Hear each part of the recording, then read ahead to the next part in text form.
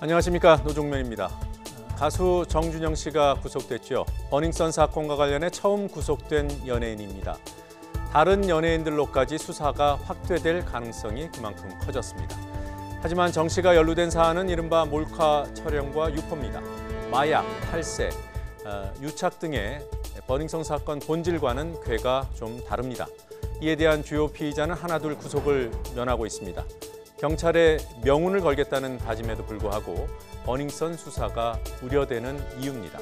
자칫 관심이 연예인들에게 쏠리는 것도 경계해야 합니다. 수사는 경찰 몫입니다. 관심이 어디로 향할까? 이것은 언론 책임이 큽니다. 오늘 더 뉴스는 버닝썬 사건과 관련한 YG의 입장, 또 현대차 주총, 북한의 위성 발사 가능성과 우리 정부의 대북 특사 파견 가능성 등에 대해 알아보겠습니다.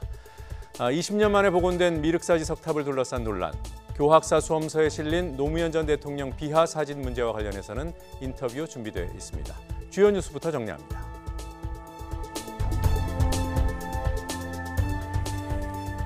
버닝썬 의혹이 커지면서 논란의 중심에 선 곳이 바로 YG 엔터테인먼트입니다. 승리의 전 소속사이면서 세무조사까지 받고 있죠. YG가 처음으로 공식 입장을 냈습니다. 양현석 씨의 동생인 양민석 대표이사는 주주총회에 앞서 사회적 책임을 엄중하게 생각하고 있고 관련 조사를 성실하게 받겠다고 밝혔습니다. 가수 정준영 씨의 구속으로 경찰 수사가 연예계로 옮겨가고 있습니다. 경찰은 정 씨를 불러 불법 성관계 영상 유포, 열람 등에 관여한 연예인이 더 있는지 집중 조사하고 있습니다. 가수 승리를 상대로도 버닝썬 의혹 전반에 대한 강도 높은 조사를 이어가고 있습니다. 고배당 요구 등으로 관심을 모았던 미국계 사모펀드 엘리엇과 현대자동차의 대결은 현대차의 완승으로 끝났습니다. 오늘 열린 현대차와 현대모비스 주주총회에서 엘리엇의 고배당 요구와 사회이사 선임안이 모두 부결됐습니다. 미국이 올해 들어 처음으로 독자적인 대북 제재를 단행했습니다. 미국이 제재 대상으로 지목한 북한 회사에 물품을 공급한 중국 해운 회사 2곳을 제재했습니다. 하노이 회담 이후 북한과 중국의 빅딜 수용을 우회적으로 압박했다는 분석입니다. 다시 겨울이 찾아온 걸까요? 서울의 아침 기온이 영하권으로 내려가는 꽃샘추위가 찾아왔습니다. 주말에도 아침 기온이 영하로 떨어지는 추위가 계속되겠고 내일 오후에는 봄비도 예고돼 있습니다. 환절기, 감기 조심하셔야겠습니다. 더 뉴스 본격적으로 시작합니다.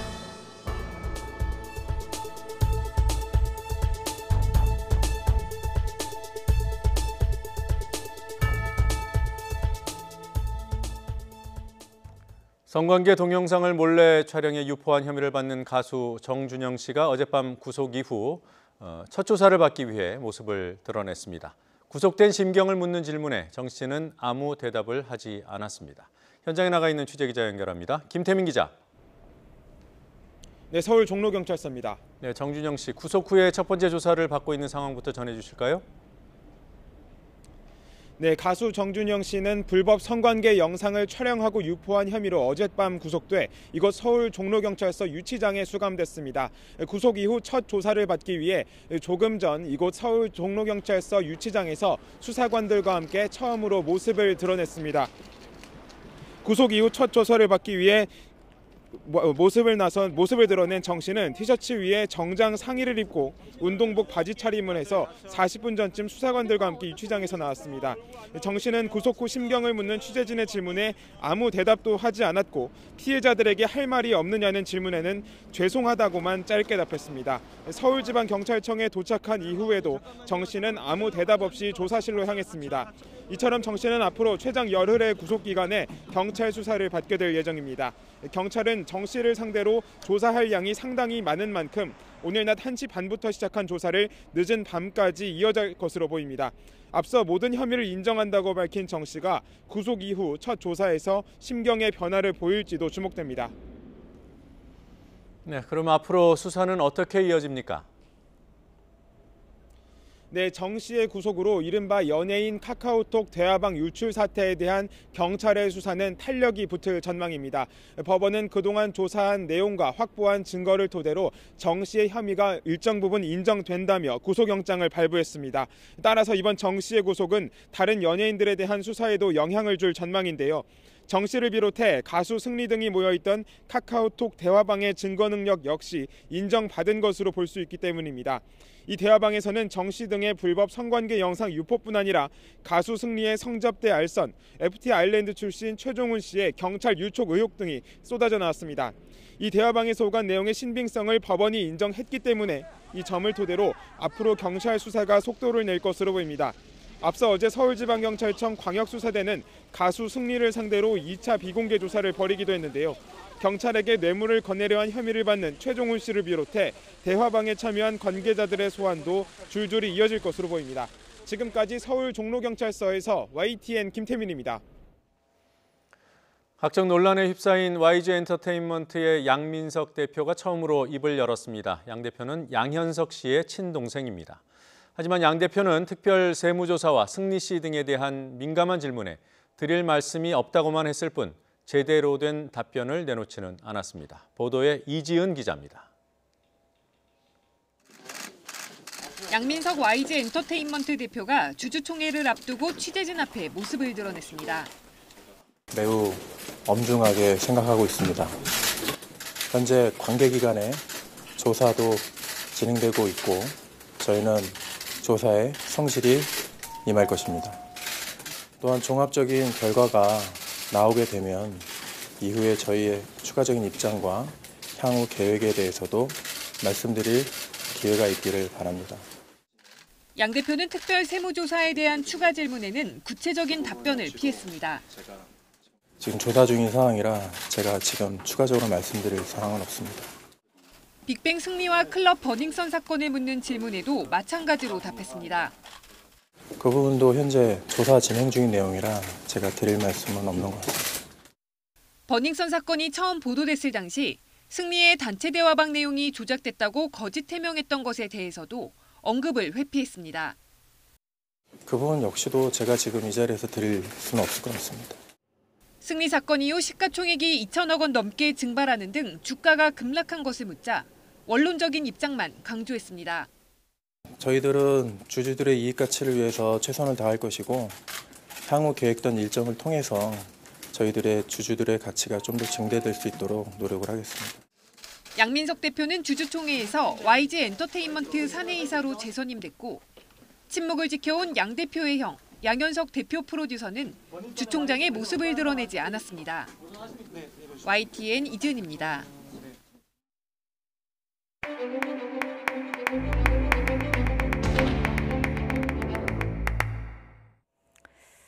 가수 정준영 씨 어제 구속됐습니다. 서울중앙지방법원은 정 씨의 범죄 사실이 상당 부분 소명되고 증거 인멸의 우려가 있다며 구속영장을 발부했습니다. 정준영 씨는 어제 영장 실질 심사에 앞서 모든 혐의를 인정하며 머리를 숙였습니다. 네, 먼저 정말 죄송합니다. 저는 용서받을 수 없는 범죄를 저질렀습니다. 저에 대한 모든 혐의를 인정합니다. 정준영 씨는 카톡방에 성관계 영상을 올렸기 때문에 확실한 증거가 확보된 상태였고 2016년 몰카 사건과 관련해 증거 인멸 정황까지 드러났기에 선택지가 많지 않았습니다. 그렇다면 친한 친구인 승리의 대응 방법은 어떨까요? 승리가 받는 혐의는 많지만 수사가 진행 중인 성매매 알선 혐의의 경우 변호인을 통해 적극적으로 대응에 나섰습니다. 특히 의혹의 발단이 된 대화창에서 가장 문제가 됐던 발언을 잘 노는 애들을 표현하려다가 오타가 난 것이라고 주장하고 있는 것으로 전해지고 있습니다. 승리가 관련 내용의 대화가 존재한 것을 잊고 있다가 경찰 조사에서 보니 그런 취지가 아니었다는 주장입니다. 변호사에 따르면 이런 표현은 승리가 평소에 잘 쓰지 않았던 표현이라고 덧붙이고 있습니다. 하지만 이는 매우 전략적인 행동으로 평가받고 있습니다. 잘 것은 지읒을 시작하죠. 그다음에 니인이죠. 그건 옆에 있는 그런 받침이 아니에요. 갤럭시가 됐건 아이폰이 됐든 간에 이게 열이 다릅니다. 그래서 이 오타치기 굉장히 어렵고 경찰이 가지고 있는 증거를 보니까 직접적인 거 아무것도 없다. 그러면 이 모든 것 자체를 우리가 장난을 했다고 하면 뒷받침을 보강 증거가 없기 때문에 우리는 면죄부를 받을 수 있다. 이제 그런 생각을 했을 가능성이 상당히 크지 않나 싶습니다.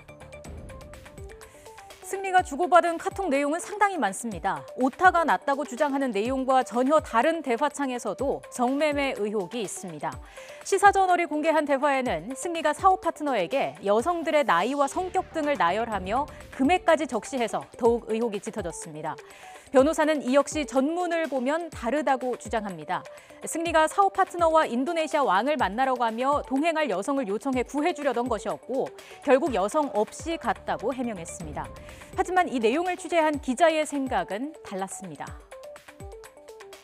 저희가 보도한 카카오톡 대화 내용을 보시면 여성을 번호를 매기거나 혹은 이 여성들이 술자리에서 어떤지에 대한 평가와 함께 가격까지 매기는 걸 볼 수 있습니다. 이게 일반적으로 동행할 여성을 구한다고 보기는 좀 힘들다고 판단이 됐고요. 예.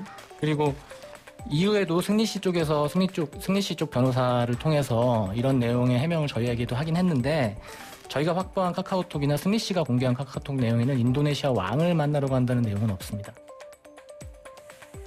네, 이처럼 승리는 변호사를 통해 적극적인 법적 대응을 준비하는 것으로 보입니다. 카카오톡 대화방에서 시작된 사건이라서 핵심 증거가 부족하다고 판단할 수도 있습니다. 경찰의 수사는 본격화되고 있습니다. 광역수사대는 승리를 식품위생법 위반 혐의로 비공개 소환해 조사하고 있다고 밝혔습니다. 경찰은 승리가 지난 2016년 동업자인 유인석 전 유리홀딩스 대표와 함께 차린 술집 몽키뮤지엄을 일반 음식점으로 허위 신고해 세금을 덜 낸 것으로 보고 있습니다. 승리에 대해 혐의가 추가되며 수사도 본궤도에 오르고 있습니다. 법적 공방도 치열하게 전개될 것으로 보입니다. 다음 소식입니다. 4.3 재보선 공식 선거운동이 본격화되면서 여야의 기싸움이 치열합니다. 더불어민주당 이해찬 대표는 자유한국당이 색깔론으로 선거전을 치르려 하고 있다고 비판했습니다. 한국당은 문재인 정부 심판론을 앞세우며 현장 지원에 열을 올리면서 다음 주 장관 후보자 인사청문회에도 송곳 검증을 예고했습니다. 국회에 연결하겠습니다. 김영수 기자. 네, 국회입니다. 네, 먼저 민주당은 이해찬 대표가 전면에 나서기 시작했네요. 네, 그렇습니다. 더불어민주당 이해찬 대표가 오늘 아침 회의에서 좌파 독재라는 한국당의 비판에 대해 일침을 날렸습니다. 이 대표는 한국당이 색깔론을 가지고 선거를 치르려 한다고 비판했습니다. 그러면서 선거운동이 아니라 공안정국을 조성하는 과거 관습을 다시 꺼낸 느낌이라고 지적했습니다. 이 대표는 또 경남 지역의 산업 위기는 한국당 때문이라고 지적하며 색깔론으로 국론을 분열시키는 태도를 심판해야 한다고 강조했습니다.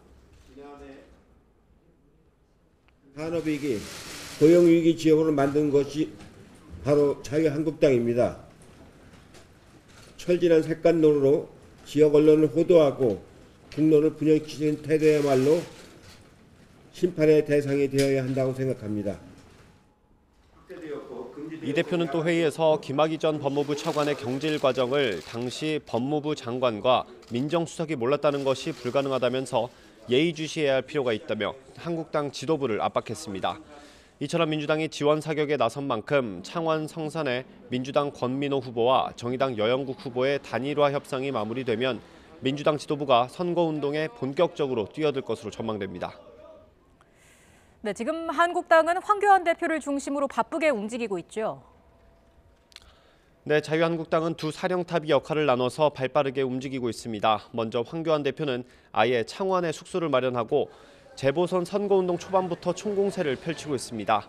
황 대표는 오늘도 통영과 고성, 창원을 오가면서 문재인 정부의 심판론을 앞세우며 정점식, 강기훈 후보에 대한 지원 유세를 벌입니다.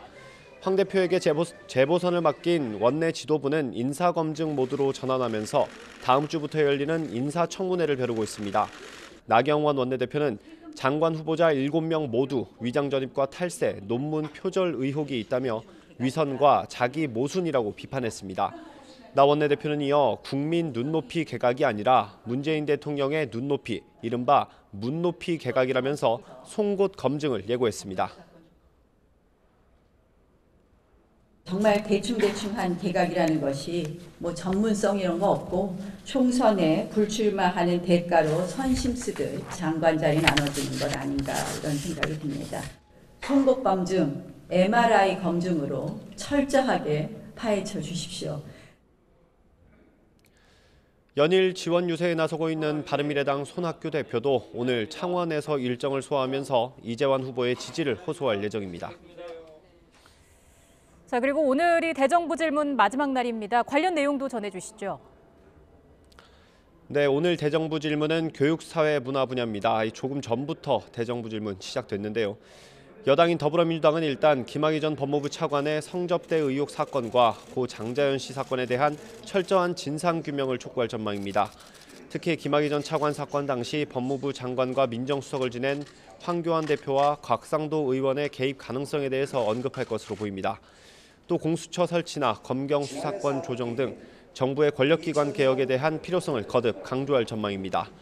자유한국당은 정부의 미세먼지 정책에 파상 공세를 예고하고 있습니다. 최악의 미세먼지 사태에 대한 정부의 부실한 대책을 집중적으로 추궁하고 실효성 있는 방안 마련을 촉구할 전망입니다.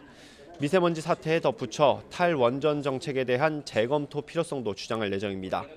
부실 수사에 경찰 유착 의혹까지 번지고 있는 버닝썬 사건에 대해서는 여야 의원들 모두 철저한 수사를 촉구할 것으로 보입니다. 지금까지 국회에서 전해드렸습니다. 문성혁 해양수산부 장관 후보자가 해외에서 1억 원이 넘는 연봉을 받으면서도 월 300만 원이 넘는 공무원 퇴직연금을 꼬박꼬박 수령한 것으로 확인됐습니다. 현행 제도상으로는 문제가 없습니다. 하지만 형평성에 맞지 않아서 제도를 바꿔야 한다는 주장이 나오고 있습니다. 보도에 이승윤 기자입니다. 문성혁 후보자가 한국해양대학교를 휴직하고 유엔 산하기관이 스웨덴에 세운 세계 해사대학교 교수로 취임한 건 지난 2013년. 지난해까지 매년 1억 3,300만 원의 연봉을 받아왔습니다. 그런데도 매달 316만 원의 퇴직연금까지 같이 수령한 것으로 확인됐습니다. 하지만 이런 사례는 흔치 않습니다. 보통 공무원이 퇴직한 뒤 연금 수령액보다 많은 소득이 발생하면 연금 지급액을 최대 50%까지 깎을 수 있습니다.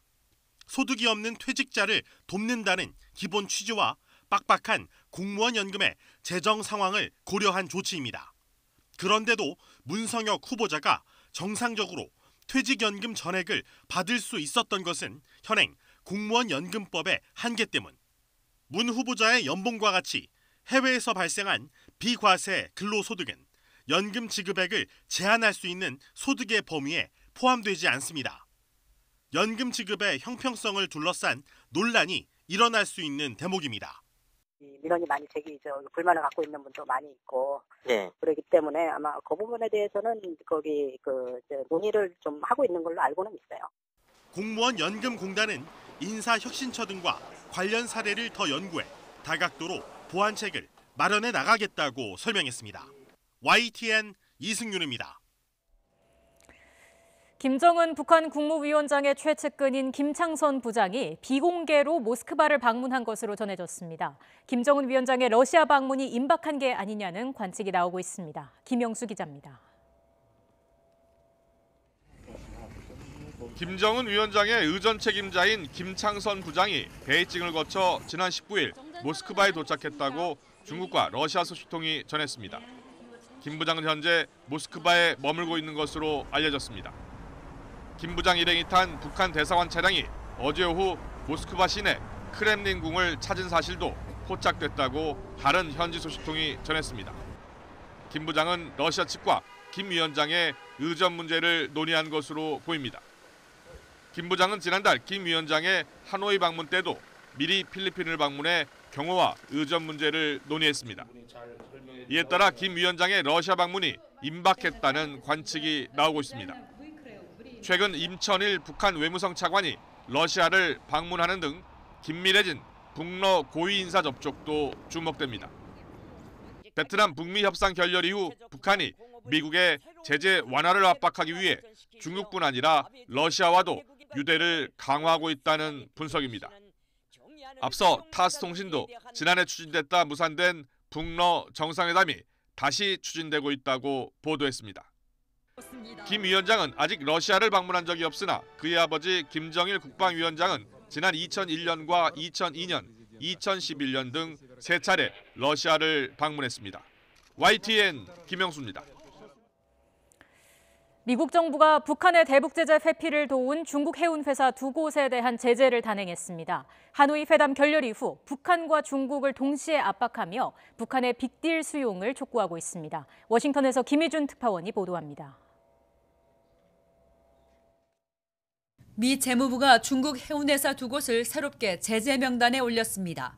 다렌 하이보는 미국의 제재 대상인 북한 회사에 물품을 공급했고 랴오닝 단싱은 북한 당국자들이 정권을 위한 물품을 구입하도록 도운 혐의입니다. 재무부는 북한과의 해상거래주의보도 1년여 만에 갱신 발령했습니다. 석유류 불법 환적과 북한 석탄 수출에 연루된 선박 60여 척을 무더기로 목록에 추가하면서입니다. 재무부는 북한이 국제사회와 미국의 제재를 회피하며 기만수를 쓰고 있다고 지적했습니다. 트럼프 정부의 올해 첫 독자 대북 제재입니다. 존 볼턴 백악관 국가안보보좌관은 트위터에서 중요한 조치라고 평가하며 해운사들이 북한의 제재 회피를 멈추게 해야 한다고 촉구했습니다. 한 방송 인터뷰에서는 북한의 최대 교육국인 중국의 대북 압박 역할을 강조했습니다.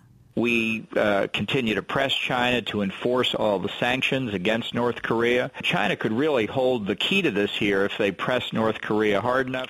트럼프 대통령이 미중 무역 협상에서 단단히 결심한 상태라며 무역과 북핵 문제를 연기할 가능성도 시사했습니다. 폼페오 국무장관도 앞서 중국의 더욱 강력한 대북 제재 이행을 역설한 바 있습니다. 미국은 다시금 중국까지 압박하며 도발 재개 가능성을 경고하고 있는 북한을 대화로 끌어들이기 위해 갖가지 포석을 놓고 있습니다. 워싱턴에서 YTN 김희준입니다.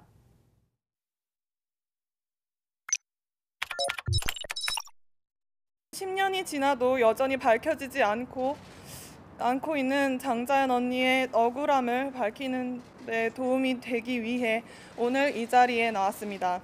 지금도 많이 힘들고 떨립니다. 제 말이 잘 전달되어 많은 분들이 저에게 용기를 주셨으면 좋겠습니다. 전 김학의 사건의 핵심 피해 여성입니다. 진술을 할 때 바로 옆에 가해자가 있고 그 와중에서 진술을 하고 제가 진술을 할 때 비웃으시고 그리고 저만 여자 수사관이나 그런 분들이 아무도 없었고 다 남자분이시고 다 그냥 심리적으로 안정적인 상태에서 증언을 계속 이어갔던 것이 아니라 항상 뭔가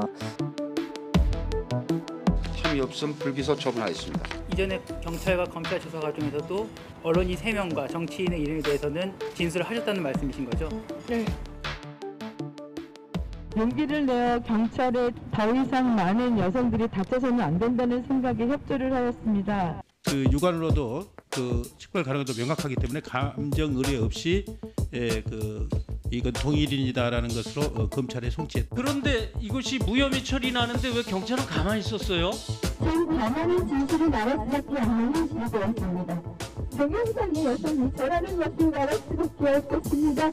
저 역시 검찰 민원실에서 연락 도중 김학의 얼굴이 또렷이 캡처된 동영상 사진을 보기도 했습니다. 그런데 검찰은 증거가 부족하다, 영상이 식별이 안 된다는 말로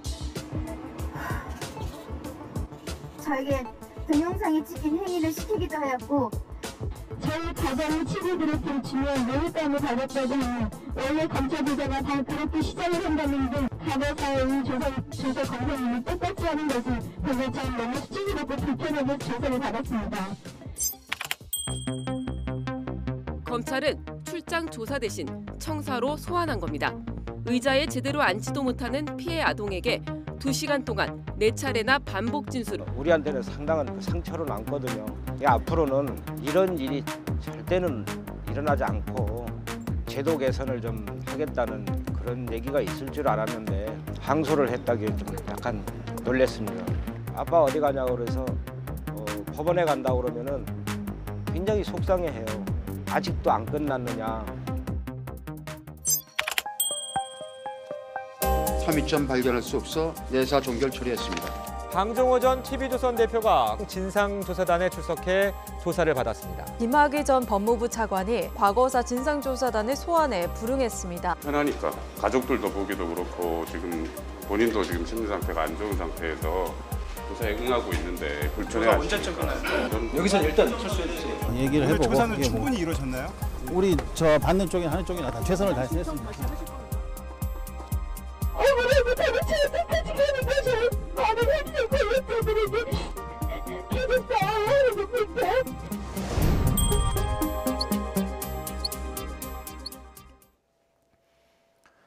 날씨 알아보고 가겠습니다. 기온보다는 바람 때문에 체감하는 추위가 맵습니다. 주말인 내일은 봄비나 봄눈이 올지도 모른다고 하는군요. 기상센터 야외 스튜디오 연결하겠습니다. 권혜인 캐스터. 네, 야외 스튜디오에 나와 있습니다. 네, 바람이 꽤 부는 모양이죠? 네, 맑은 하늘에 봄볕이 내리쬐고 있지만 바람은 무척 매섭습니다. 찬바람이 옷깃을 파고들면서 체감 온도를 끌어내리고 있는데요. 오늘 아침 영하 0.7도까지 떨어진 서울 기온은 지금도 6.7도에 머물고 있어서 쌀쌀합니다. 꽃샘추위에 감기 걸리기 쉬우니까요. 외출 시에는 옷차림 따뜻하게 하시기 바랍니다. 꽃샘추위 언제까지 이어질지 궁금하실 텐데요. 내일도 서울의 아침 기온은 0도, 낮 기온은 9도에 머물면서 꽃샘추위가 계속되겠습니다. 이후 일요일에는 아침까지 영하권에 머물다 낮부터 기온이 오르면서 꽃샘추위가 물러갈 전망입니다. 주말인 내일은 꽃샘추위 속에 오후 한때 봄비나 눈이 조금 오겠습니다. 예상되는 비의 양은 전국 대부분 지역의 5mm 안팎으로 많지 않겠습니다. 하지만 대기 불안정이 심해서 돌풍과 벼락을 동반하며 요란스레 내리는 곳이 있겠습니다. 또 기온이 낮은 산간과 전북 동부 내륙에는 1에서 5cm 안팎의 눈이 내려 쌓이겠습니다. 비와 눈은 밤까지 이어진 뒤 그칠 전망입니다. 때아닌 추위로 날씨가 무척 차가워졌습니다. 감기 걸리기 쉬우니까요. 따뜻한 차나 충분한 휴식으로 건강 관리에 신경 써주셔야겠습니다. 지금까지 상암동 야외 스튜디오에서 YTN 권혜인입니다. 3월 말 이른바 주총 시즌입니다. 오늘은 현대차 주주총회가 열렸습니다. 이번 현대차 주총회 주요 관심사는 오로지 수익만을 추구한다는 미국계 헤지펀드의 배당 요구가 관철될지 여부였습니다. 표 대결이 벌어졌지만 현대차가 이겼습니다. 현대차 경영진 입장에서는 오늘 승리에 안도하기보다 향후 더 거세질 요구를 부담스러워하고 있습니다. 홍성기 기자가 보도합니다. 사모펀드 엘리엇은 예고대로 현대자동차 주주총회에서 고액 배당을 요구하며 주주들의 표를 호소했습니다. 엘리엇은 한국에서 주주 가치를 향상시키기 위한 새로운 방안을 찾고자 끊임없이 노력해왔습니다. 현대자동차를 올바른 방향으로 나아가게 하고자 하는 저희의 노력을 지지해 주시기를 정중히 요청드립니다. 그러나 엘리엇이 요구한 배당액은 현대차 이사회가 제시한 3,000원보다 7배나 많은 액수여서 반대 의견도 만만치 않았습니다. 배당 금액이 혹할 수는 있을지 모르겠지만 장기적으로 봤을 때 제가 생각하기에는 독이 든 성배일 수도 있고 결국 투표까지 거친 결과 현대차 이사회가 제시한 배당안이 86% 찬성으로 통과됐습니다. 사회 이사 선임권도 마찬가지였습니다. 엘리엇은 이사회가 제시한 3명과 별도로 자체적으로 사회이사 후보 3명을 추천했지만 표결 결과 현대차가 내세운 이사들이 모두 선임됐습니다. 비록 엘리엇이 표 대결에 지기는 했지만 3% 지분으로 두 자릿수 찬성률을 이끌어냈다는 점은 현대차에 적지 않은 부담이 될 것으로 보입니다. 또 현대차가 표 대결 끝에 주요 안건을 이사회에 원안대로 통과시키며 고비를 넘겼음에도 엘리엇과 같은 국내외 펀드 자본들의 경영 참여 요구는 앞으로 더욱 거세질 전망입니다. 이번 주주총회에서 정의선 현대차그룹 총괄 수석 부회장이 현대차 사내 이사에 재선임되기도 했습니다. 정의선 부회장은 현대차는 물론 모비스 대표이사와 함께 기아차 등 계열사 사내 이사도 함께 맡게 돼서 그룹 장악력이 한층 높아졌다는 평가입니다. YTN 홍성기입니다.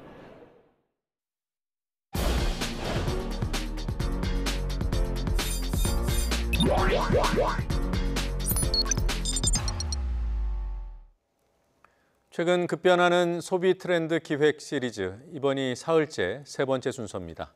오늘은 미세먼지가 바꿔놓은 소비 패턴을 조명합니다. 불황이지만 미세먼지를 차단할 수 있는 제품들이 불티나게 팔리고 관련 마케팅도 영역을 넘어서 다양하게 펼쳐지고 있습니다. 백종규 기자가 취재했습니다. 꽃샘추위가 여전한 3월 중순에 대형마트 가전 코너를 차지한 건 에어컨입니다.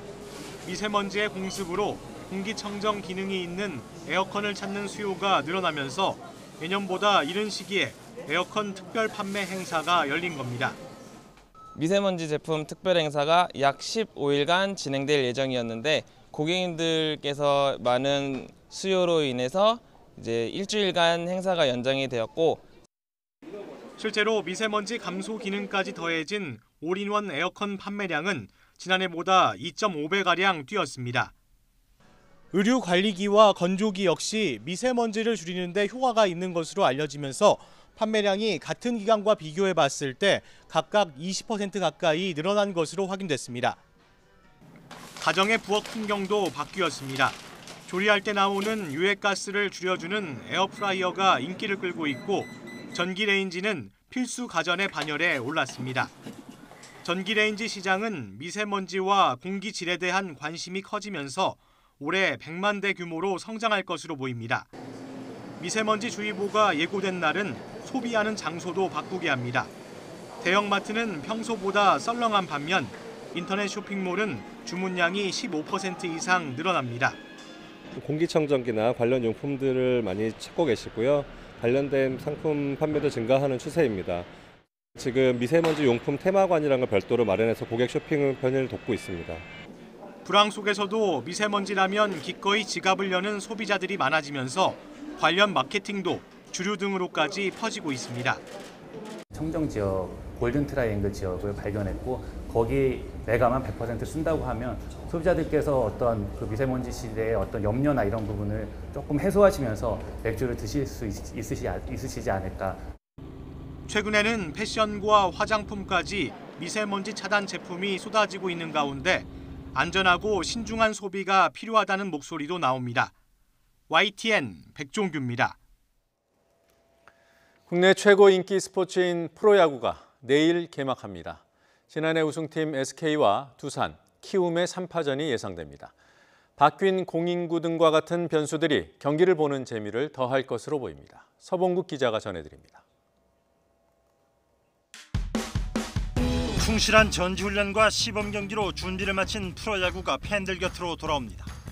올해로 38번째 시즌, 팀당 144경기 대장정으로 11월 도쿄올림픽 출전권이 걸린 프리미어 12 준비를 위해 3월에 개막 일정이 잡혔습니다. 역대 최다 878만 관중이 목표인 올 시즌은 지난해 한국 시리즈 챔피언 SK와 정규리그 우승팀 두산, 그리고 젊은 패기에 안정감까지 갖춘 키움의 3파전이 예상됩니다. SK는 에이스 김광현 등 막강 투수진과 홈런 공장 타선 등 공수 조화가 가장 돋보입니다. 올 시즌에도 작년 시즌 때 같이 잘 해가지고 저희 팀이 더 좋은 성적으로 한국 시리즈에 올라갈 수 있도록 제가 많은 득점을 하는 게 또 목표입니다. 지난해 아쉽게 정상을 내준 뒤 양의지가 팀을 떠났지만 탄탄한 야수충 갖춘 두산도 손색 없는 우승 후보입니다. 13년 만에 양상문 감독이 돌아온 롯데, 역시 사령탑이 바뀐 KT, NC 등 나머지 7개 팀은 중위권 혼전이 예상됩니다. 10년 동안 한 팀에서 개막전을 치르다가 다른 팀으로 왔는데 약간 어릴 때 신인 때 그때 처음 경기 나간 것처럼 또 설레고 좀 기대하고 있습니다. 각 팀 전력의 40% 수준으로 평가되는 외국인 선수들이 무려 11명이나 교체된 만큼 이들의 활약도 순위 경쟁의 열세입니다. 이 밖에 반발 계수를 낮춰 타구의 비거리를 줄인 새 공인구가 기존의 타구 투저 현상을 완화할지와 함께 경보 발령이 없어도 기준치를 넘으면 경기를 취소할 수 있도록 한 미세먼지 변수 역시 흥미로운 부분입니다. YTN 서봉국입니다.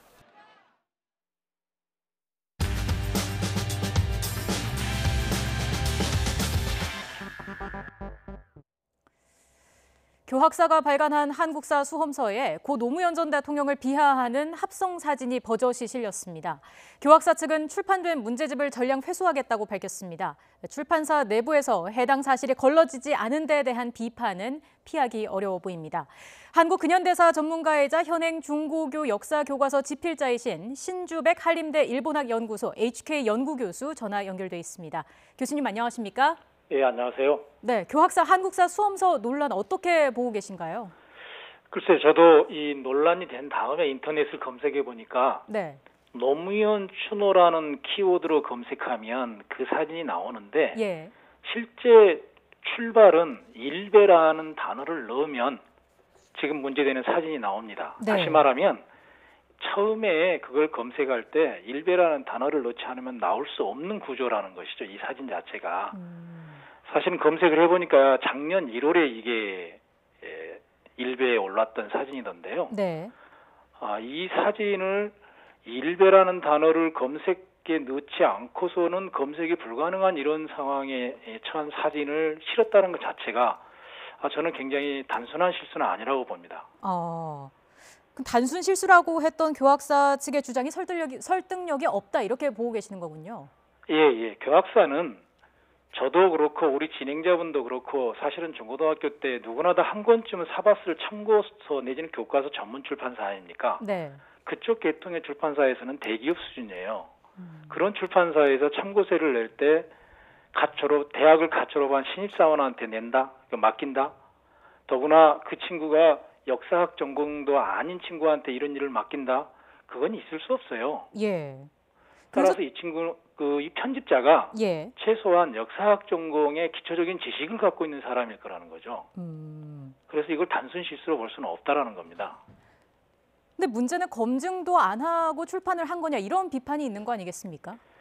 참고서라는 과정은 집필자와 편집자 간의 피드백을 통해서 나오는 과정이고 네. 위에 결제 과정이 교학사가 어떤 식의 어디까지 결제 과정인지는 잘 모르겠습니다. 예를 들어서 그 편집 1, 2, 3팀 이런 식으로 구성되어 있을 건데 네. 팀장급에서 이거를 결제를 끝낸 건지 그 이상급에서 끝낸 건지는 저도 잘 모르겠지만 아무튼 검증 과정이 소홀했던 것만은 분명한 거죠. 예. 교학사가 책을 낸 지 7개월이 넘어서야 인지를 했습니다. 이건 어떻게 봐야 될까요? 제 예상컨대는 책이 나온 다음에 참고서가 나온 다음에 아마 편집진에서 보지를 않았을 거고요. 예. 두 번째는 이 책이 작년 8월에 나온 이후에 한 3,000부 정도 초판본을 찍었는데 7개월이 지난 정도에서 문제가 됐다는 것은 그만큼 팔리지 않았던 참고서가 아닐까 싶습니다. 그래서 문제될 수 있는 관심이 더욱더 떨어졌던 것이 아닌가 싶어요. 네. 교학사가 과거에도 역사 왜곡 논란에도 휩싸이지 않았습니까? 왜 자꾸 반복이 되는 걸까요? 이게 저자들의 성향이라고는 말할 수 없고요. 왜 그러냐면 그 교과서나 참고서마다 저자가 고정돼 있지 않기 때문에요. 네. 제가 볼 때는 이 부분은 일정하게 교학사 내부에 걸러지는 시스템의 문제가 좀 있는 게 아니냐. 제가 회사의 내부 사정은 전혀 모르지만 네. 그렇지 않고서는 이게 걸러지지 않았다라는 게 있을 수 없다라고 하는 게 예를 들면 이렇게 상상할 수 있어요. 아무리 그게 드라마의 장면이라고 괄호 써놓고 사진을 게재했지만 네. 조선시대를 조금이라도 아는 친구, 특히 역사학을 전공하고 대학에서 역사학을 전공하고 졸업한 친구라면 노비의 얼굴에 도장을 찍는 이러한 장면의 그림은 없습니다. 네. 그걸 설령 있다 하더라도 사진이라는 게 없는 상태에서 추노라는 드라마 것을 인용한 거잖아요. 그러면 이거는 누구나 다 이상하다라고 한 번쯤은 의심해 볼 수 있는 상황인 거죠. 네. 그래서 이건 걸러지는 시스템의 문제가 좀 있는 게 아니냐 싶습니다. 그리고 또 올해 교육부가 발간한 초등학교 6학년 사회 교과서에서도 일본 우익 목소리를 대변했다 이런 비판도 있지 않습니까? 그 부분은 그 사진의 한 컷 때문에 문제가 되는 건데 네. 의도적이지는 않았던 것 같고요. 그 사진은 통상적으로 기존의 인터넷을 검색해 보시면 금방 아시는 사항인데 우리가 관행적으로 써왔어요. 강제동원 사진인 것처럼. 그게 아니었던 거죠. 네. 그만큼 우리가 그런 부분에 대한 검증이 아직은 조금 취약한 측면이 있다. 우리가 흔히 알고 있는 3.1운동에 관련 사진이나 독립운동에 관련 사진도 아직도 잘못 유통되고 있는 측면이 있는 것처럼 관행적으로 사용하다 보니까 그런 거지 그거를 대변한다라고 이야기하기에는 좀 과도한 표현이 아닐까 싶습니다. 네. 자, 교육부에도 책임이 있다는 주장이 있습니다. 어떻게 보시는지요? 교과서가 특히 초등사회과 교과서는 국정이니까 네. 그거를 그 검증을 책임지고 있는 교육부가 책임을 져야죠. 당연히 책임을 져야 되는 문제이고 그 부분에 대해서는 재발을 방지하기 위해서는 어떤 식의 대책을 세우겠다라는 대안이 나오는 과정에서 책임의 문제에 대해서 정리되지 않을까 싶습니다. 네. 2022년부터 초등교과서의 국정교과서를 검정체제로 일부 전환하기로 하지 않았습니까? 문제 없을까요? 검정으로 전환되는 건 저는 바람직하다고 봅니다. 이번에 이제 그 일본의 우익 쪽에서 쓰는 내지는 일본 쪽에서 썼던 사진을 우리가 잘못 인용한 관행적인 태도라든지 네. 예를 들어서 윤동주를 동포라고 표현한다든지 이런 식의 표현이 왜 나왔느냐라고 하면 여러 가지 이유가 있겠지만 네. 지금과 같은 집필 방식에서는 그럴 수밖에 없는 측면이 있다. 예를 들어서 아무리 초등학교 교과서지만 특히 역사 전문가가 1명, 많으면 2명인데 대부분 1명 정도 배치가 됩니다. 네. 그런데 고대사부터 현대사까지 그걸 다 알고 있는 역사 전문가는 없어요. 특히 교과서는 조사 하나에 따라서 역사상이 변해버리는데 이런 측면에서 봤을 때 현재와 같은 집필 방식, 즉 역사 전문가가 극히 소수의 사람으로만 참여하는 과정에서는 반복될 수밖에 없고 현재 사회과 교과서의 집필을 주도하는 것은 역사 전문가가 아니라 일반 사회 전문가가 지도합니다. 따라서 검증의 기능이 약할 수밖에 없습니다. 네. 자, 마지막으로 질문 하나만 더 드리겠습니다. 네네. 역사 교육이 특정 정치적 입김이나 가치관에서 벗어나야 한다. 이런 목소리가 있습니다. 어떻게 예. 보십니까? 사실에 기초해서 그거를 설명하는 것은 기본이고요. 그걸 어떻게 해석하냐에 따라서는 저는 필자의 각자의 몫이라고 봅니다. 네. 다만 그것을 해석에 있어서의 제한성은 있을 수 있죠. 우리가 대한민국에 살고 있는 이상은 예를 들어서 친일이나 친북을 옹호할 수는 없는 거 아닙니까? 예. 그것을 명확하게 규정하고 있는 게 교육과정이거든요. 교육과정의 검증 기준에 맞춰서 심사를 하다 보면 이 부분에 대해서 철저하게 따질 수 있는 영역은 존재한다고 봅니다. 따라서 그 부분을 어느 하나의 해석으로만 단정 지을 수는 없으니까 그렇게 해서도 안 되고요. 그럼에도 불구하고 교육과정에 입각해서 검증심사를 좀 더 철저히 하는 방향으로 간다면 네. 저는 문제될 게 없다고 생각합니다. 알겠습니다. 오늘 말씀 여기까지 듣겠습니다. 신주백 교수였습니다. 고맙습니다. 네, 감사합니다.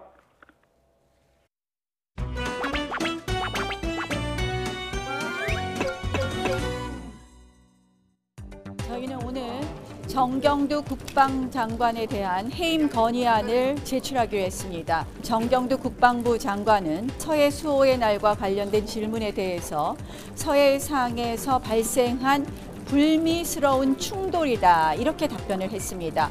북한의 도발에 의한 천안함 폭침, 연평도 해전 등에 대해서 북한의 도발은 온데간데 없고 쌍방과실에 의한 충돌이라는 그런 단어를 썼습니다. 이것은 국방부 장관으로서 있을 수 없는 일입니다. 북한의 도발은 온데간데 없고 쌍방과실에 의한 충돌이라는 그런 단어를 썼습니다. 국방부 장관으로서 있을 수 없는 일입니다. 제가 여기 창원에 내려온 지 한 달 정도 됐습니다. 열심히 정의당을 지지를 부탁드리려고 이곳에 내려왔더니 다른 당대표님이 따라 내려오셨어요. 자유한국당 한교안 대표님이 오늘부터 짐 싸들고 여기 내려오신다고 하는데 제가 이 자리를 빌어서 황교안 대표님께 한 말씀 드리겠습니다. 지금 자유한국당은 이곳에서 의석 하나를 더 달라고 당대표가 여기 내려와 있을 그럴 시간이 없습니다. 밀린 숙제부터 하고 창원에서 표를 달라고 말하는 것이 당연한 일입니다, 여러분. 자유한국당은 밀린 숙제부터 하고 창원에서 표를 달라고 말하는 것이 당연한 일입니다, 여러분.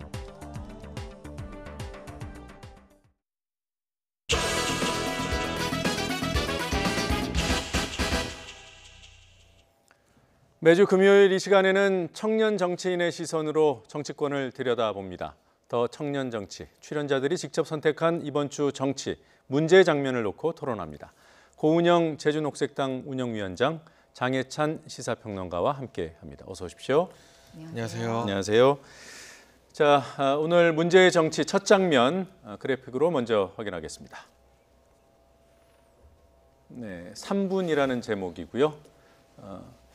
윤소화 정의당 원내대표의 국회 교섭단체 대표, 비교섭단체 대표 연설 장면을 다룬 것 같습니다. 3분이라는 제목.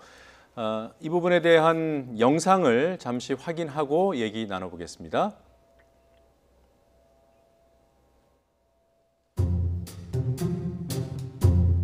제1야당의 원내대표께서 선거 제도가 개혁되면 정의당이 원내 교섭단체가 된다며 선거제도 개혁을 반대한다고 얘기했습니다. 혹시 계신가 모르는데 나경원 원내대표님께 묻겠습니다. 정말 이 사실이 이 말이 사실입니까? 나경원 원내대표께서 답하세요. 정의당과 정계특위 심상정 위원장을 공격하는 데 혈안이 되어 있는 이유가 바로 이것이었습니까?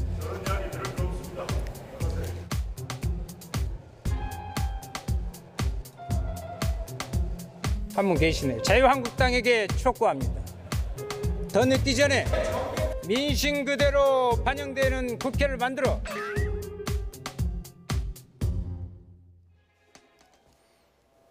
네, 나경원 대표를 비판하니까 한국당 의원들이 퇴장하는 장면을 보셨습니다. 이 장면은 두 분 다 골라오셨는데 고 위원장께서 어떤 맥락인지 설명해 주실까요?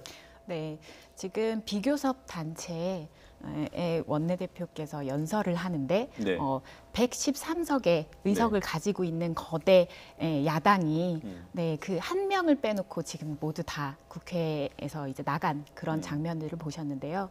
저는 비교섭 단체 정의당 지금 5석이 의석을 가지고 있습니다. 네. 지금 계속해서 자유한국당에서는 셀프로 왕따를 스스로 당하는 이런 장면들을 연출을 하면서 외부의 어떤 이런 지지 세력들을 결집을 하고 있는데 이렇게 5석을 가진 비교섭 단체에 대한 이런 식의 행동은 좀 도가 지나친 것이 아닌가. 그리고 또 한편으로는 정의당에서 이번에 그 연설을 했던 것 중에 주목받지 못한 내용이 있습니다. 어떤 내용입니까? 뭐 그 국회에서 결정된 셀프로 세비를 인상한 내용이라든지 이런 네. 부분들에 대해서 정의당 의원들이 모두 세비를 알아서 반납을 했고 이 이외에도 여러 가지 국회 개혁을 위해서 추진하고 있는 입법을 소개를 했었는데 이 부분이 언론에서 좀 가려진 부분에 대해서는 좀 안타깝게 생각합니다. 예, 지금 정의당 원내대표 연설 도중에 한국당 의원들이 단체로 빠져나간 상황. 지금 고 위원장이 짚어준 비판 포인트 말고 또 다른 부분에 문제가 있었나요? 우선 저는 기본적으로 불쾌한 내용이라 하더라도 끝까지 자리를 지키고 들어줬으면 어땠을까 하는 아쉬움을 같이 느끼고 있어요. 예. 왜냐하면 나경원 원내대표 연설 때 민주당의 반발로 연설이 중단되지 않았었습니까? 예. 그때를 돌아보게 된다면 비록 사실 저는 이 대표 연설이 질의응답 시간은 아니라고 생각을 합니다. 나경원 원내대표를 지목해서 비판을 할 수 있지만 지금 윤소아 원내대표 같은 경우는 질문을 하고 그 자리에서 답을 요구했잖아요. 그런 식의 질의응답이 적절한 자리는 아니었다. 그럼에도 불구하고 원론적으로 국회 연설은 끝까지 들어주는 게 맞다는 생각을 하는데 여기에 대해서 일부에서는 이 나경원 원내대표나 한국당 의원들에 대해서 윤리위 제소를 하겠다. 왜냐하면 한국당에서 나경원 원내대표 연설 중단시킨 것을 가지고 이해찬 대표와 홍영표 원내대표 윤리위 제소했기 때문인데요. 아, 그래요? 네. 분명히 비판받을 여지는 있지만 결은 좀 다르다. 연설을 중단시키거나 단상을 점거하지도 않았고요. 몸싸움을 유발하지도 않았다는 점에 대해서는 아쉬운 부분이 있지만 민주당 의원들이 이 단상을 점거하고 의장의 의사 진행을 방해했던 것과는 조금은 차이가 있다. 그렇지만 국회 내부의 일은 최대한 끝까지 듣자, 이 정도 입장으로 저는 정리를 하고 싶습니다. 그 한국당이 이번에 이제 집단 퇴장한 부분에 대해서 윤리 제소를 하겠다는 거는 어느 쪽이라고 하셨죠? 정의당에서 윤리 제소 이야기를 하더라고요. 아, 그래요? 공식적으로 윤리 제소를 아직까지 진행하지는 않은 것으로 알고 있습니다. 예, 알겠습니다. 자, 두 번째 장면 보겠습니다. 한지붕 두 가족이라는 제목이 붙었고요. 좀 뒤에 일자가 있는 걸 보니까 한지붕 두 가족 2도 있는 모양입니다. 일단 한지붕 두 가족 1편 바른미래당의 상황을 담고 있는 것 같습니다. 이 장면은 장해찬 실장이 뽑아오셨습니다. 어떤 부분이 문제입니까? 바른미래당 지금 내홍을 겪고 있죠. 예. 김관영 원내대표 같은 경우는 선거제 개혁안에 합의하면서 공수처라든가 검경 수사권을 묶어서 패스트트랙 올리려는 의지를 보이고 있습니다만 예. 내부의 의원 8명이 긴급 의총 소집을 요구했습니다. 그러나 5시간가량의 의총에서도 결론이 나지 않았어요. 예. 그렇다는 것은 사실은 이 바른미래당의 이런 내용은 어제 오늘 일은 아닙니다. 당의 노선을 개혁 보수로 할 것이냐 민생 실용으로 할 것이냐를 가지고 바른정당 출신과 국민의당 출신들이 경론을 벌였지만 그 역시도 결론을 내지 못했습니다. 어느 것 하나 제대로 된 결론을 내지 못하고 있기 때문에 애초에 이 정당의 결합이 정말 정치 결사체로서 이념이 맞는 사람들끼리 합친 것이 아니라 예. 총선이나 지방선거 대선을 바라보고 안철수라는 대선 주자와 유승민이라는 대선 주자가 서로의 정치적 이익을 위해서 손을 잡은 그런 야합의 결과물이 아닌가. 저는 사실 제3정당의 의의를 굉장히 높게 평가하는 사람입니다. 필요하다고 생각하지만요. 그럼에도 불구하고 정당은 정치적 이념이 같은 사람들이 모인 결사체 아니겠습니까? 예. 갈 길이 다르다면 이제는 그만 손을 놓아주는 것도 한 방법이 아닌가 싶은 생각이 들어서 이 장면을 뽑아봤습니다. 네, 그러니까 이날 사실 뭐 각 정당에서 의견 대립이 있고 이런 건 다반사인데 원래 근원적인 모순이 있기 때문에 이참에 갈라지는 게 낫겠다 이런 의견까지 주시는 거군요. 네, 선거제 이전에 네. 이 정당의 노선을 정하자는 의총에서도 결론을 못 내렸거든요. 네. 예를 들면 각 안에 뭐 주류와 비주류가 있지만 한국당은 자유우파라는 네 글자를 가치로 분명히 정하고 있고요.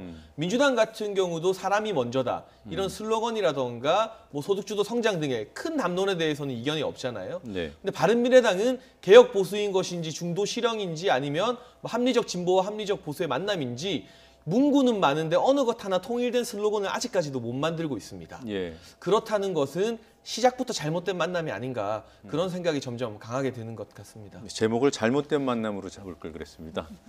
이게 노선이 다르면은 한 정당을 만드는 것 지금 장해찬 실장께서는 부적절하다 이렇게 판단해 주셨는데 어떻습니까?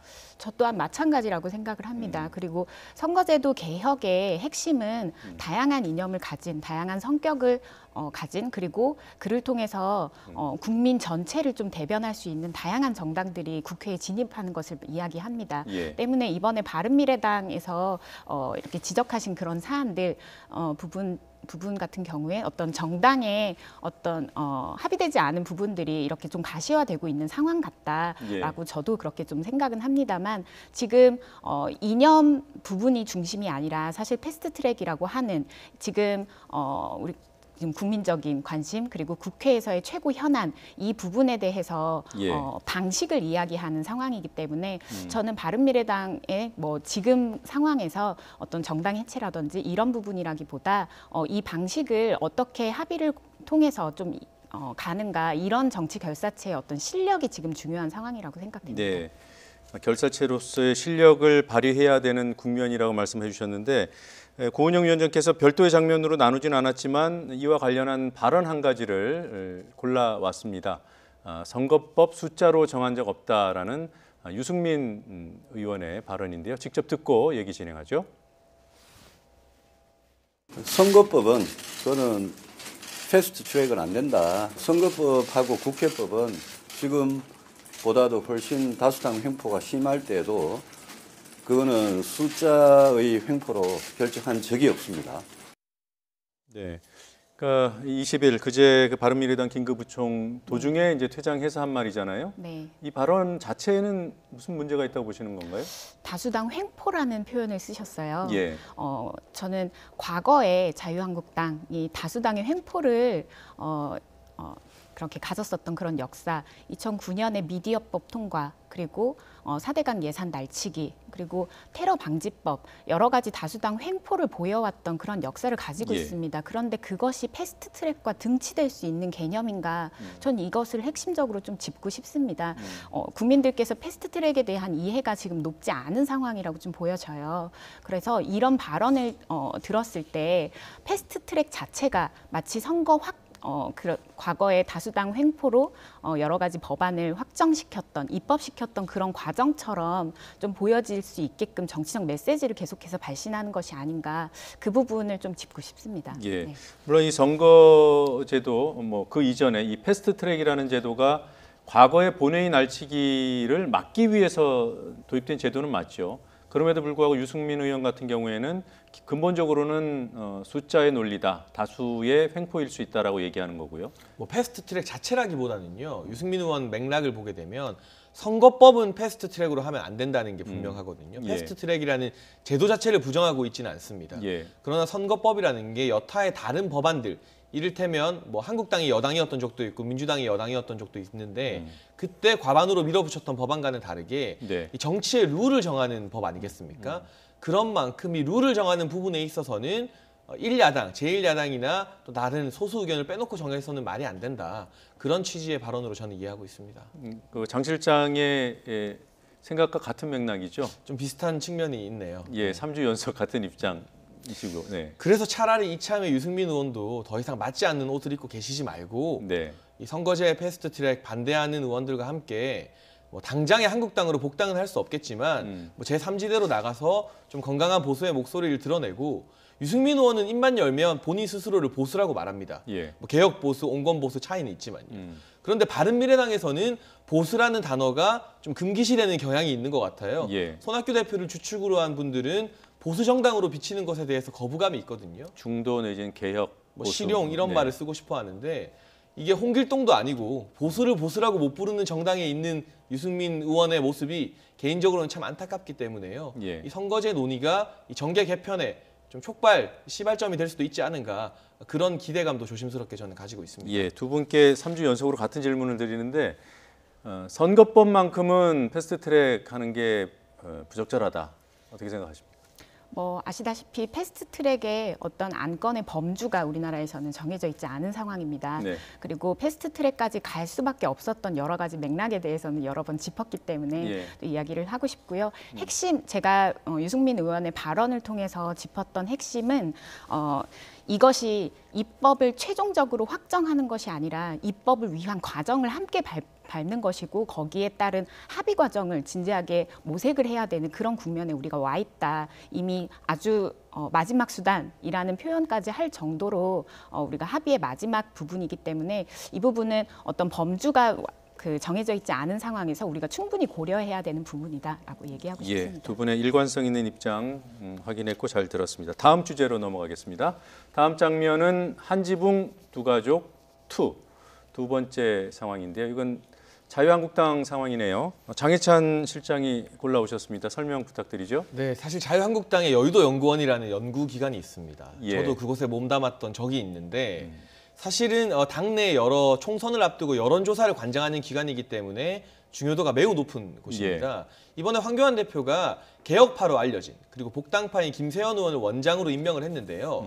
김세현 의원이 상금 부원장에 조대원 당협위원장을 지금 임명하려고 하고 있습니다. 예. 여기에 대해서 친박계나 황교안 대표 측근들이 반발해서 임명이 지금 재보선 이후로 보류가 된 상황입니다.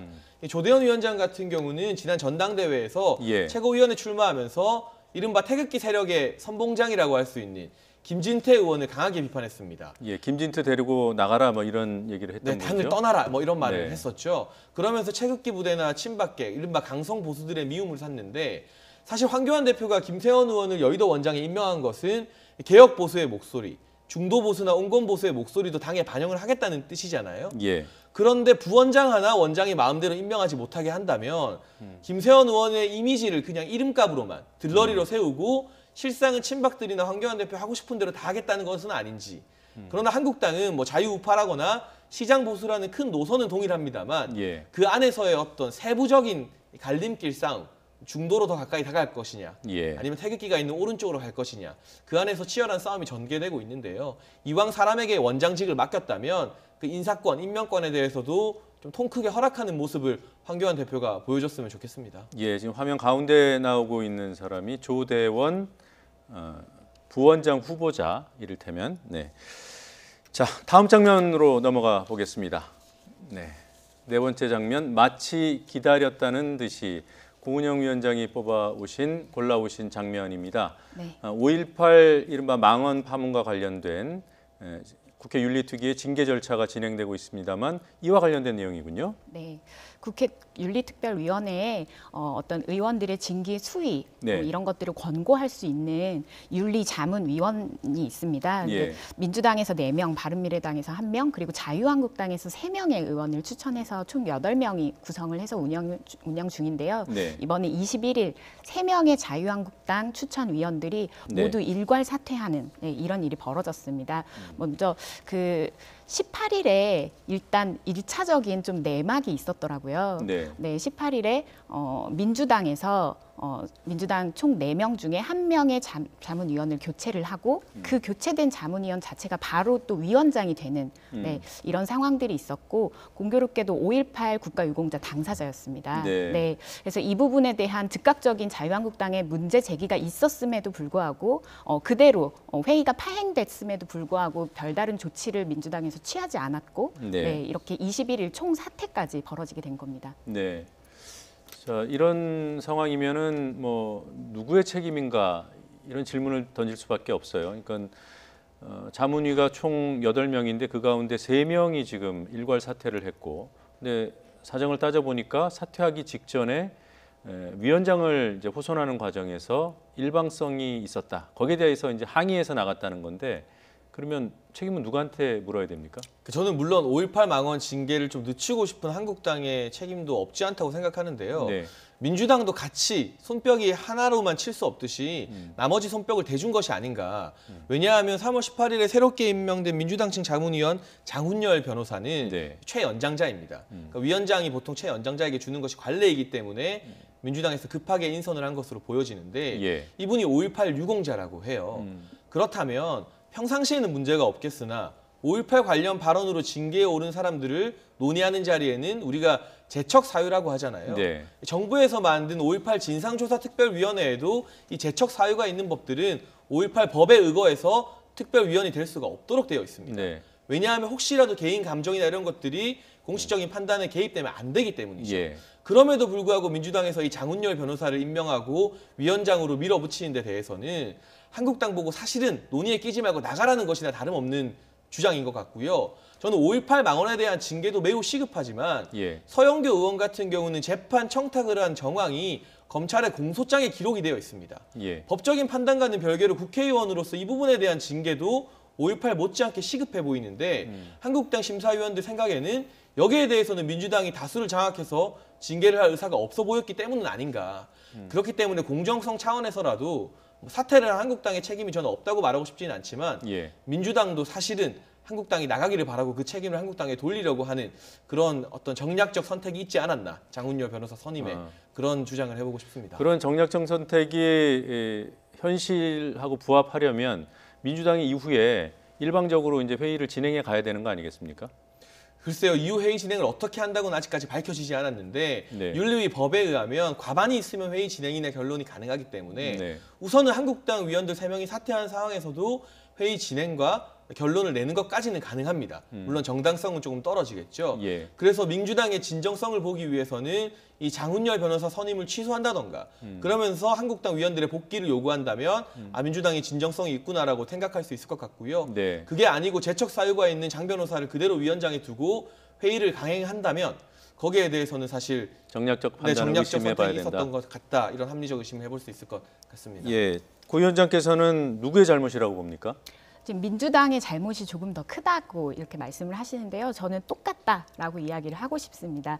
18일에 그렇게 회의 자체가 파행됐음에도 불구하고 민주당이 진정성 있는 태도를 보여주지 않았고 마치 기다렸다는 듯이 자유한국당에서 총사퇴, 의원들이 총사퇴를 했습니다. 네. 사실 그간의 회의 진행됐던 내용들을 살펴보면 자문위원회에서 전원 합의의 네. 방식으로 항상 의결을 해왔고 이것들을 그 윤리특위에서 받아서 중점적으로 좀 안건을 논의했던 그런 좀 예. 체계가 있었다고 합니다.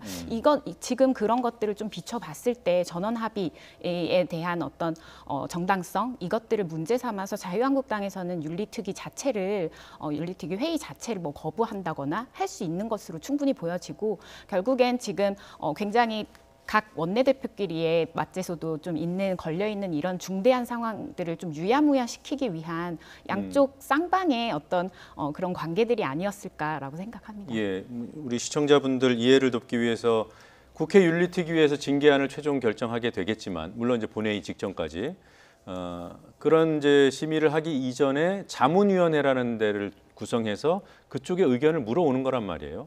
그럼 자문위원회에서 통상 만장일치로 합의된 의견을 주면 그것이 그럼에도 불구하고 구속력은 없지만 국회를 윤리특위를 압박하는 효과가 있기 때문에 통상 자문위에서는 합의된 의견을 이제 넘겼던 거죠. 근데 지금 자문위원 중 8명 중 3명이 이탈한 상황에서는 과거와 같은 그런 권위 있는 자문위의 결론을 도출하기는 어려운 상황이고요. 네. 그러면 장은영 위원장 말씀대로 민주당과 한국당이 서로 책임이 거의 비슷하게 있는 게 아닌가, 서로 이렇게 깨지기를 원하고 있는 것은 아닌가.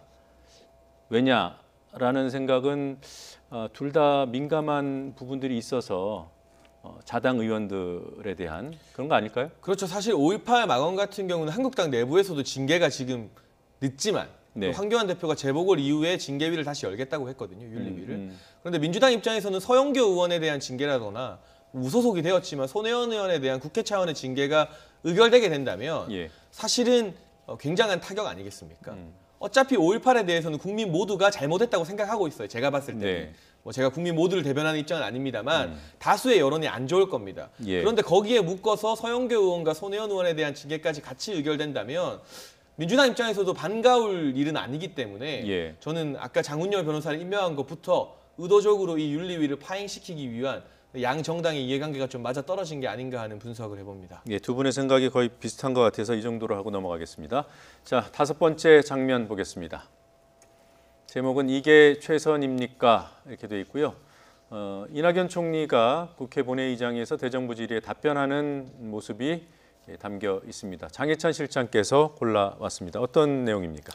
근데 지금 통일부 장관 후보자인 김현철 후보자가 여러 명의 후보자 중에 가장 많은 논란이 되고 있는데요. 네. SNS상에서 뭐 문재인 대통령을 보고도 군복 입고 쇼나 한다는 등의 막말을 남겨서 화제가 되고 있지 않습니까? 거기에 대해서 이낙연 총리에게 질의를 하면서 정말로 이 후보자에 대한 여러 가지 문제점을 알고 선임을 한 것이 맞는가, 총리가 제청을 한 것이 맞는가 물었습니다.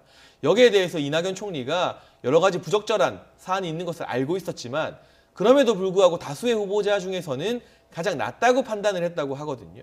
저는 이 발언을 보면서 통일부 장관 정말 중요한 자리인데 정부 여당의 인재풀이 이렇게 좁은 것인가. 이렇게 심각한 발언, 저는 단순한 막말이 아니라 문재인 대통령의 국정 철학과도 맞지 않는 후보를 내세울 정도로 인재풀이 좁은 것인가. 그리고 특히나 이 김현철 후보자 발언 중에서는 금강산에서 피살당한 우리 국민 고 박광자 씨 사건을 통과 의례로 표현한 대목이 있습니다. 우리 국민의 안전과 생명을 최우선 가치로 두지 않는 사람, 이것이 과연 다른 점에도 불구하고 다른 후보보다 나은 후보라는 데 대해서 너무나 동의하기 힘들었기 때문에 이게 최선입니까? 라고 이낙연 총리와 이 장관을 지명한 이 정부의 고위 책임자들에게 묻고 싶은 것입니다. 예, 이낙연 총리의 답변에 혹시라도 지금 장 실장께서 얘기해 주신 것과 다른 뉘앙스가 있을 수 있으니까 한번 직접 들어보고 얘기 이어가죠. 김연철 통일부 장관 후보자는 진짜 총리께서 제청하신 것이 맞습니까? 네, 여러 복수의 후보자를 놓고 장단점을 함께 논의했고 여러 모든 분들이 다 만족스럽지는 않지만 그 중에서는 낫다고 판단했습니다. 그렇다면 감염된 좀비, 씹다 버린 껌 등 막말을 남발했을 뿐만 아니라 친북 성향을 여지없이 드러내고 있는 후보자인데 이런 것들 다 검증하고 제청한 것입니까? 네, 그런 문제도 스크린이 됐습니다. 청문회 과정에서 충분히 검증해 주시기 바랍니다. 네, 고 위원장님. 네. 어떻습니까? 이 발언은? 사실 이 후보자께서 사과 유감 표시는 개인적인 어떤 SNS 채널이나 이런 것들을 통해서 밝힌 것으로 압니다. 김현철 후보자가요? 네. 하지만 지금 이낙연 총리께서 이야기하셨던 대로 청문회에서 어떤 맥락으로 그런 발언들을 했는지에 대해서 구체적인 이런 해명들이 있어야 될 것 같고요. 그리고 사실 저는 이런 평화의 시대를 선언을 하고 우리가 그 장관들을 이거 하는 과정에서 어떤 친북 성향 자체가 문제가 되는 시대는 아니다. 다만 이렇게 여러 가지 언사에 대한 부분들, 아까 장해찬 실장께서 짚어주셨던 그런 부분들에 대해서는 통렬한 반성과 성찰은 따라야 한다. 그것을 필수로 좀 여겨야 한다라는 생각이 들고요. 그리고 사실 지금 이낙연 총리께서 만족스럽진 않지만 그리고 예. 뭐 그나마 나은 이런 여러 번의 표현이 있었습니다. 그래서 어떤 후보자에 대한 자신감 없음을 드러내는 표현이기도 하고 한편으로는 지금 후보자께서 굉장히 과거에 거침없는 인사 그리고 문재인 대통령 그리고 민주당 당시 원내대표 분들한테도 굉장히 거침없는 언사로 지적을 한 것들이 많았습니다. 이런 데에 대한 어떤 재갈물리기의 표현의 어떤 완곡한 부분으로도 좀 비춰질 수 있다라고 생각합니다. 예, 조금 전에 고 위원장께서 친북 성향이라는 표현을 쓰셨는데 혹시 오해가 있을까-봐 그러니까 지금 뭐 남북 화해, 교류, 협력 뭐 이런 시기에 북한을 좀 더 이해하는 쪽으로 뭐 이런 의미입니까? 아니면 그야말로 친북 성향입니까? 먼저 말씀하신 내용이 맞고요. 지금 개성공단 상인들 같은 경우에는 지금의 장관 발표, 그러니까 장관 후보 발표 이후에 환영 성명을 좀 냈습니다. 예. 평화와 번영의 시대를 이끌어갈 적격의 지도자이다 이런 발표도 있었기 때문에 예, 좀 청문회 과정을 살펴봐야 될 것 같습니다. 예. 자, 이낙연 총리 얘기를 들어보니까 뭐 문제가 있을 수 있다. 그러니까 외부로부터 나오고 있는 검증, 지적 이런 것에 대해서 공감을 표한 것으로 일정 정도 공감을 표한 것으로 이해할 수도 있지 않습니까? 그런데 청문회 열고 결국에는 임명 강행하겠다는 뜻으로 저는 보여지거든요. 그렇게 읽으셨다? 그러니까 문재인 정부에서 국회의 채택 동의 없이 임명한 장관급 인사가 벌써 8명입니다. 김현철 후보자는 9번째가 될 것 같고요. 사실은 저는 문재인 정부의 성공 또 집권 후반기에 국정 동력을 잃지 않기 위해서라도 청문회 이전에 자진 사퇴를 하는 게 맞다. 정말 충심으로 조언을 드리고 싶고 이 청문회장에 고 박광자 씨의 아들이 나올 예정이라고 하는데요. 그분이 나와서 왜 우리 어머니의 죽음에 대해서 그렇게 말했습니까라고 질문하는 순간 이 정부의 지지율 요동치게 될 겁니다. 그러니까 저는 정말 정부를 위해서라도 잘못된 결정이라면 빨리 철회하는 것이 낫다는 충언을 드리고 싶습니다. 예, 알겠습니다. 두 분 얘기는 여기까지 듣겠습니다. 오늘도 시간 내주셔서 고맙습니다. 감사합니다.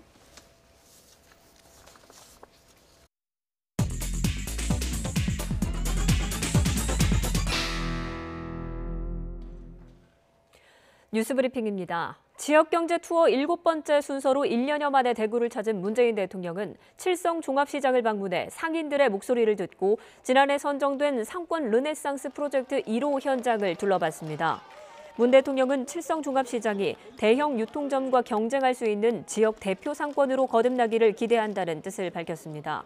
상권 르네상스 프로젝트는 구도심 상권의 경쟁력을 높이기 위해 지역 전반의 활성화를 도모하는 사업으로 브랜드 구축과 특화 요소 개발, 홍보, 마케팅 등을 지원합니다. 한국갤럽이 지난 19일부터 21일까지 전국 성인 1,002명을 대상으로 조사한 결과 문재인 대통령이 직무를 잘 수행하고 있다는 응답은 45%로 지난주보다 1%포인트 올랐고 부정평가는 2%포인트 하락해 44%였습니다. 직무 수행 긍정평가 이유로는 북한과의 관계 개선과 외교 등이 꼽혔고 부정평가 이유로는 경제, 민생 문제 해결 부족과 북한 관계 치중 등의 원인이 꼽혔습니다. 정당 지지율에서는 더불어민주당이 37%로 1위였고 자유한국당 21%, 정의당 9%, 바른미래당 7%, 민주평화당 1% 순이었습니다. 이번 조사의 표본 오차는 95% 신뢰 수준에 플러스 마이너스 3.1%포인트입니다. 신혼집은 남자가 마련해야 한다는 전통적 생각에 미혼 남녀 70% 이상이 부정적인 견해를 나타냈습니다. 한국보건사회연구원이 지난해 44살 이하의 미혼 남녀 2,400여 명에게 물어본 결과 남성의 70.2%, 여성의 72.3%가 남성의 신혼집 마련에 찬성하지 않았습니다. 반면 전적으로 찬성한다는 응답은 남성 3.8%, 여성은 4.3%에 그쳤습니다. 다음 달부터 6월까지 석 달 동안 예정된 새 아파트 입주 물량이 지난해 같은 기간보다 12%가량 줄어든 것으로 나타났습니다. 국토교통부는 6월까지 전국의 입주 예정 아파트가 9만 5천여 가구로 지난해 같은 기간보다 11.9% 줄었다고 밝혔습니다.